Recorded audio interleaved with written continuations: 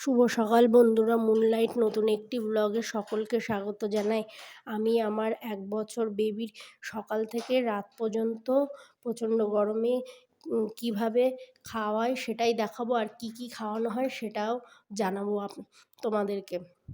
আমি ওকে সকালবেলার টাইমে ভাত খাওয়াই, মাছটাই বেশিরভাগ দিই, আর দুপুর টাইমটা ডিম দেওয়া হয়, কোনো দিন খিচুড়িও দেওয়া হয় তার মাঝখানে, আর সবজি দিয়ে মাছের ঝোল দেওয়া হয়, কখনো শুধু মাছ দিয়ে ঝোল দেওয়া হয়।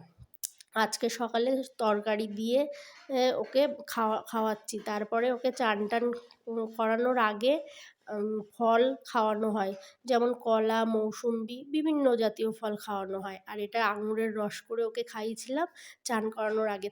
আর মাঝে মাঝে ও তার মাঝখানে ব্রেস্ট ফিড করে। আর তারপরে এই দুপুরবেলা ওকে খাওয়াচ্ছি। এই দুপুরবেলা প্রচণ্ড গরম পড়ায় ও খেতে চাইছে না, 1-2 গাল নিয়েছিল, নিয়ে সেটা ফেলে দিয়েছিল। না খাওয়ার কারণে ওকে আমি সেই দুপুর টাইমে এখন জুস করে খাওয়াচ্ছি।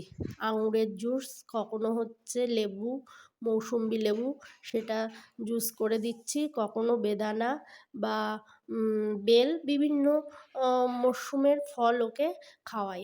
সেটাই আমি কিভাবে জুস করি সেটাই দেখাচ্ছি। এই জুসার মেশিনটা দিয়ে আমি ওকে আগে বেদানার রস করে নিয়েছি, তারপরে বেলটা হাতেই করেছিলাম, সেটাই আমি দেখাচ্ছি। আর আমি বাড়িতে যখন ছিলাম তখন আমি ওকে হাতে আঙুরটা ভালো করে চটকে রস করে তারপর খাওয়াতাম। আর এখানে এসে জুসার মেশিনে রস করছি, আর ও তাতে একটু বেশ আনন্দ পাচ্ছে। সেটা আমি কিভাবে করছি সেটাই ফলো করে সেইভাবে করার চেষ্টা করছে। আর সবাই ওকে বলছে এই তো খুব সুন্দর হয়েছে, পাচ্ছ। আর তাতে ও আরও বেশি খুশি হচ্ছে। আর এই বেলটা কীভাবে শরবত বানাচ্ছি সেটাই দেখাচ্ছি। বেলটা প্রথমে হাতে আমি চটকে নিয়ে সেটা জলে দিয়ে আমি দানাগুলোকে ফেলে নিলাম, তাহলে আর আমাকে ছাঁকনি ইউজ করতে হলো না। তারপর স্বাদ অনুসারে নুন, চিনি দিয়ে সেটাকে ফাটিয়ে নিয়ে তারপর আমি ওকে গ্লাসে করেই খাওয়াচ্ছিলাম, কিন্তু প্রথমে না খেতে চাওয়ায় পরে জোর করে কোলে করে চেপে বেঁধে খাইয়েছি। কারণ ও যদি না খায়, অনেকক্ষণ না খেয়ে থাকলে তো গরমে ওর খেতে ভালো লাগছে না, কিন্তু না খেয়ে থাকলে তো গ্যাস হবে।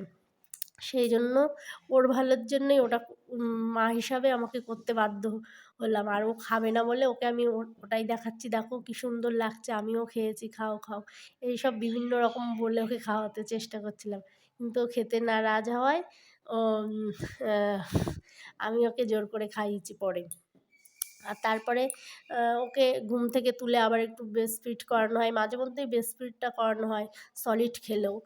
আর রাত্রেবেলা ওটস কিংবা ডালিয়া ওকে 7:30 থেকে 8:30, 9টার ভিতরে দিয়ে দেওয়া হয়। প্রতিদিন এক টাইমে হয়তো দেওয়া হয় না, ওর যেমন যেদিন খিদে থাকে সেই অনুযায়ী দেওয়া হয়। আর তারপরে উনুনে কিভাবে প্রেশার কুকারে ডালিয়া করতে হয় সেটাই আমি দেখাচ্ছি।